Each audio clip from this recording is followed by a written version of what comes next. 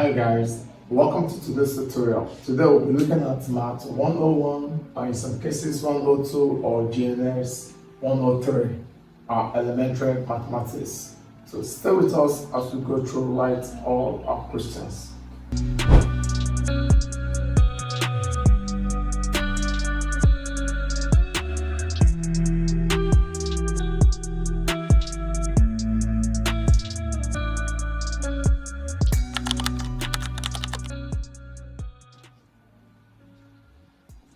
Our first question says, let set A be 1, 2, 3, 4, 5, and set B 3, 4, 5, 6, 7. Now, we have to find A intersection B.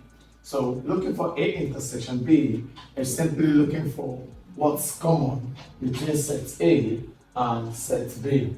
And we can see we have 3, 4, 5 here, and we have 3, 4, 5. So what's common in set A intersection B would be 3, 4, 5. If our universal set is 1 to 8 and set A is 2, 4, 6, 8, that is our even numbers, then A complement is, now, and looking for our A complement, we will take reference from our universal set. That simply is asking you for what's in a universal set that is not in set A. Okay, a set A involves cycled numbers. Alright, so therefore our A complement will be 1, 3, 5, and 7 would be our A complement. 1, 3, 5, and 7 will form our A complement. If our number of elements in A is 20 and number of elements in B is 15, then A intersection B is 5. We are asked to find what is A union B. Okay, now let's start it this way. Our set diagram, A, number of elements is 20, B, number of elements is 15, A intersection B gives us 5. So let's represent this in a Venn diagram. If this is A and this is B, okay, number of elements there is 20, here is 15. That means an intersection is 5.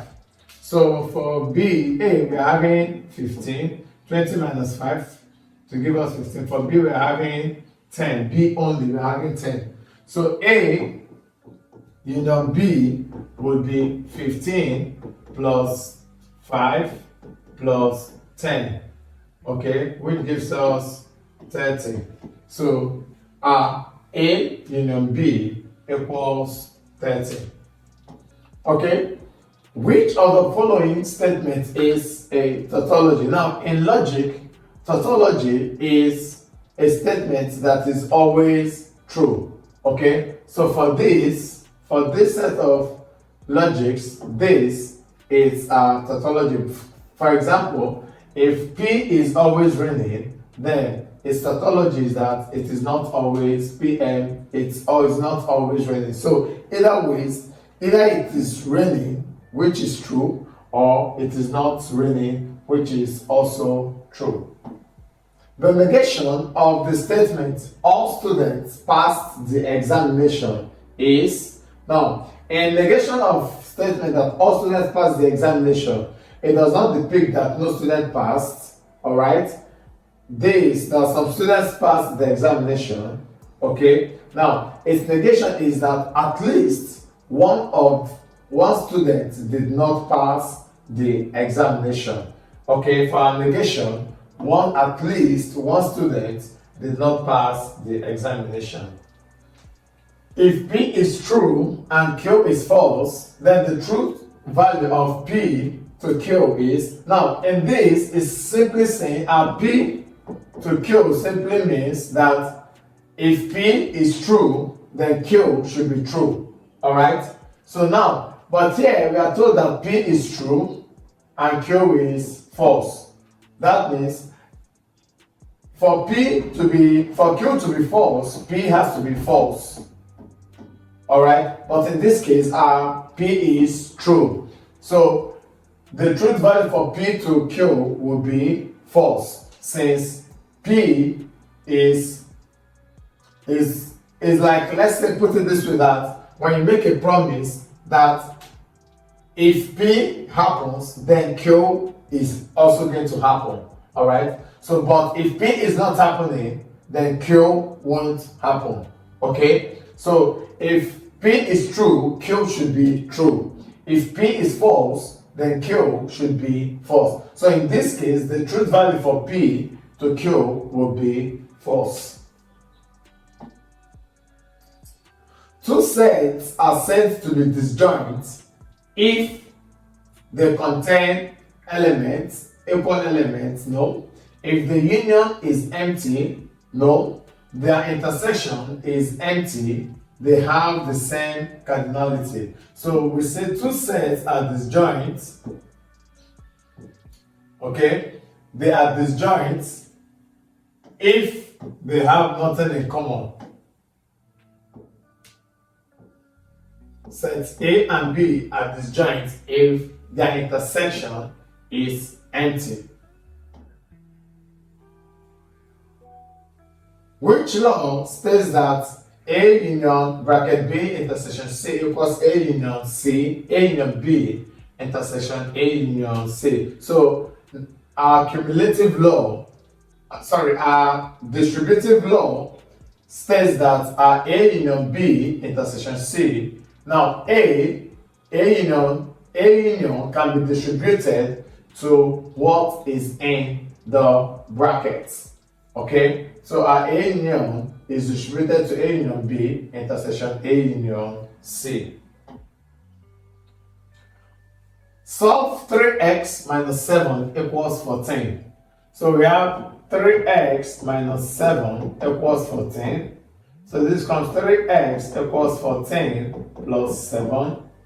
3x equals 21. X equals 21 over 3, which gives us 7. So our value for x would be 7. Simplify 2x squared plus y times 3x times y raised to 3. Okay, now applying our law of indices, this times this gives us 6. X gives us x raised to 2 plus 1. And y raised to 1 plus 3, which gives us 6x raised to 3, y raised to 4. Okay, so our answer becomes 6x raised to 3, y raised to 4. Factorize x squared minus 9. So if we have x squared minus 9, alright, we apply our difference of two square methods. In applying that, this becomes x squared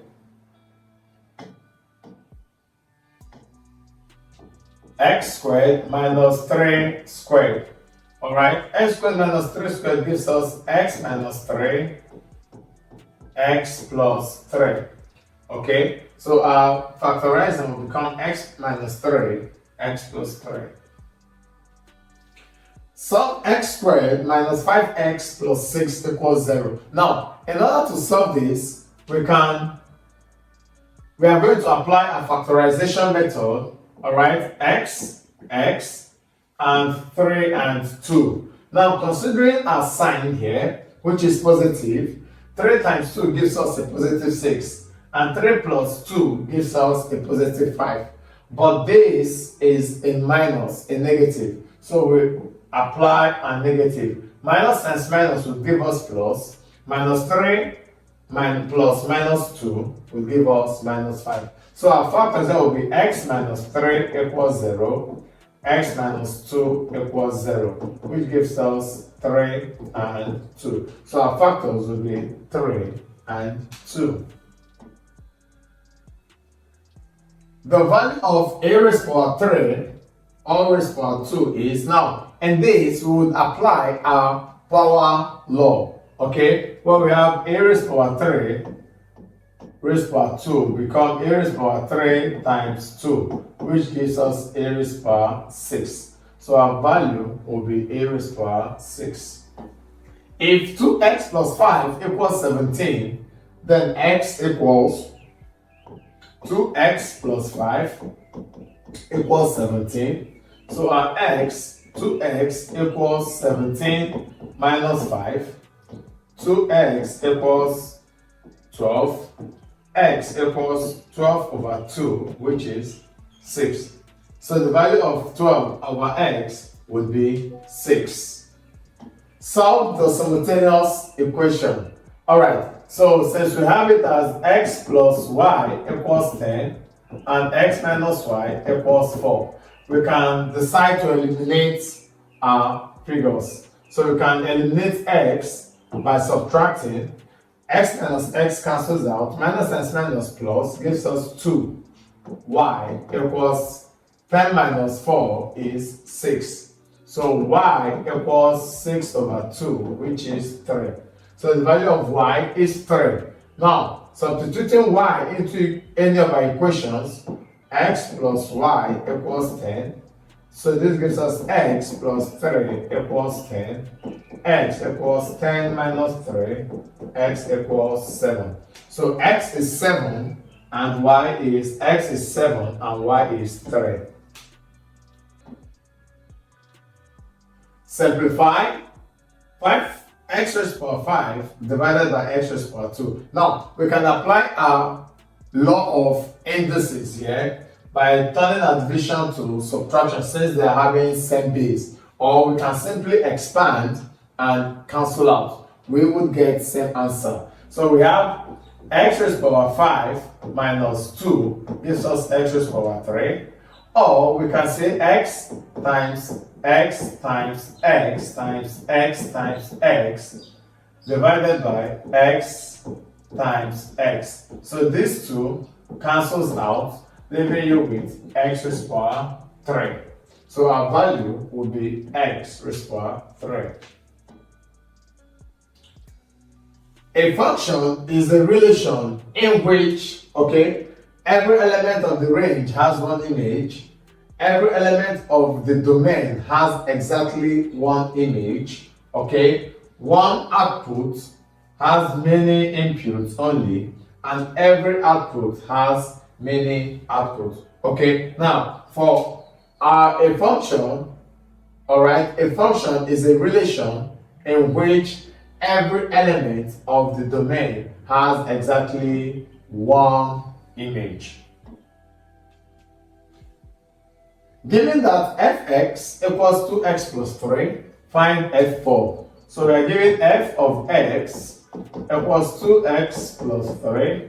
So we should find our f4. So where we have x, we replace with 4. So this is 2 times 4 plus 3. That gives us 8 plus 3, which is 11. So our f4 would be 11.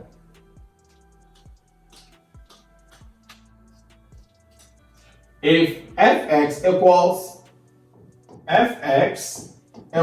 x squared minus 1, f minus 3 would be minus 3 squared minus 1. That gives us 9 minus 1, which is 8.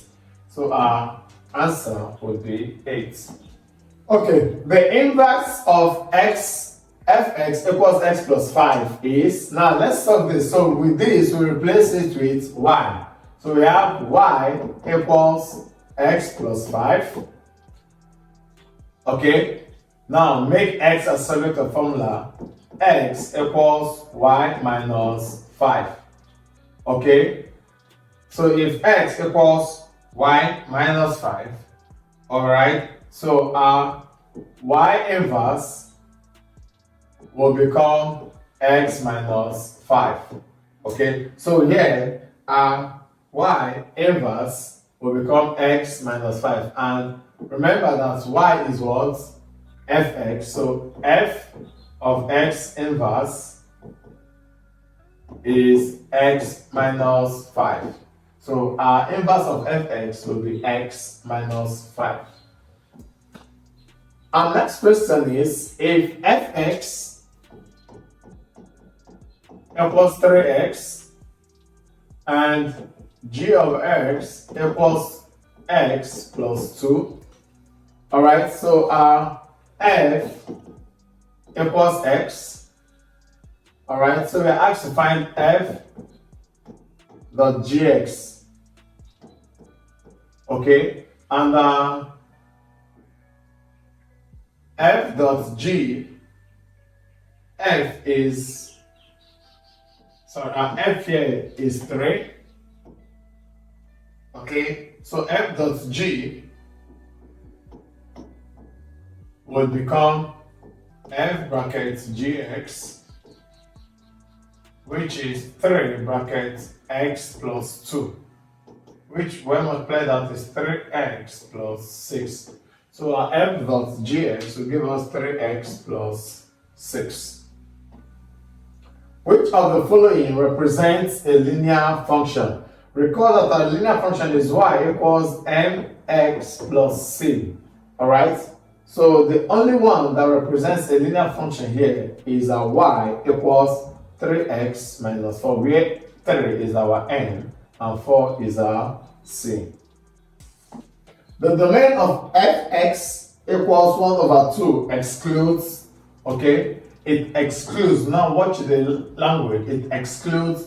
For us to find that domain, we equate this equals to 0.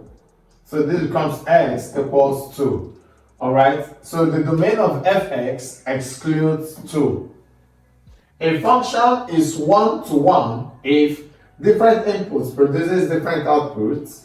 Every output has many inputs. The range equals the domain. It is always quadratic. Now, a function is one-on-one. When you input a different data, you get a different output. That's when a function is one-on-one. The point where a graph crosses the y-axis, okay, we have our y-axis and our x-axis. The point where the graph crosses the y-axis is referred to as your y-intercept. Okay, it's referred to as a y-intercept. The coordinates of the origin are, now, for every graph, you have the origin point, which is 0 and 0. Okay? So the coordinates of the origin are 0 and 0. A line parallel to the x-axis, okay? A line parallel to the x-axis has a positive slope, negative slope, 0 slope, or undefined slope. Okay? For the x-axis, a line parallel to the x-axis has a 0 slope. Okay, a line positive to the x-axis has a 0 slope, while a line along the y-axis has an undefined slope. So for the x-axis is 0 and for the y is undefined. Okay, it says the slope of a vertical line. Now, a vertical line is parallel to the y-axis. Alright? So, a vertical line is parallel to the y-axis. So, a slope on the vertical line is undefined. In a right-angled triangle, sine theta, we know that in a right-angled triangle, we have a hypotenuse, call this adjacent, and opposite. Okay? And sine theta equals what? Opposite over hypotenuse. So our sine theta equals opposite over hypotenuse. The value of sine 30 is, okay, let's consider a special triangle where we have 30 and 60. Alright, this is, our hypotenuse is 2, this is 1, and this is opposite is root 3. So considering sine 30, alright, and we know that sine 30 is opposite over hypotenuse. Now our opposite here is 1 and hypotenuse is 2. So our sine 30 would be 1 over 2. The value of cos 60, alright, looking at still a table of 30, 60, 1, 2, and root 3. So cos 60 is what? Adjacent over hypotenuse. Now our adjacent is 1, hypotenuse is 2. So our cos 60 still would give us 1 over 2. Evaluate tan 45. Okay, in evaluating tan 45, we are considering a right angle triangle.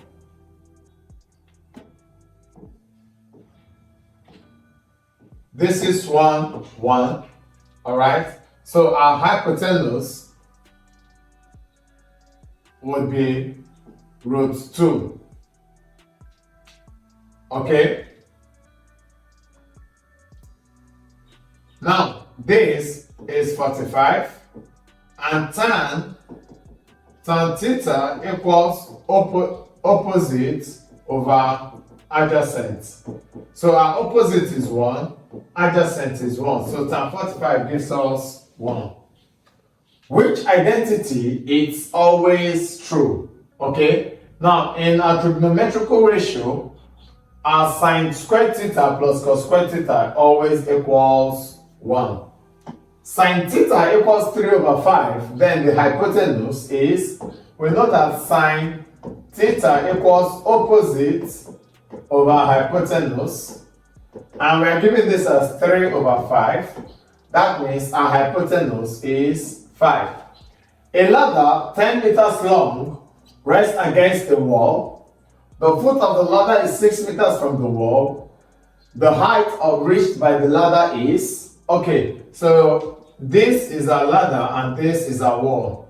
Now if we have this as our wall, the ladder is 10 meters long, that means the ladder is 10 meters long, and the foot of the ladder is 6 meters away from the wall.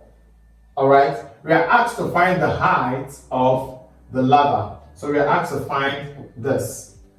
Now, in order to find this, we are going to apply our Pythagoras theorem. Since we have the hypotenuse and we have our adjacent, okay, we'll find the height of the wall. So this becomes hypotenuse squared equals opposite squared plus adjacent squared. So our hypotenuse is 10 squared equals 6 squared plus x squared. This is 100 equals 36 plus x squared. Alright? Now this is x squared equals 100 minus 36.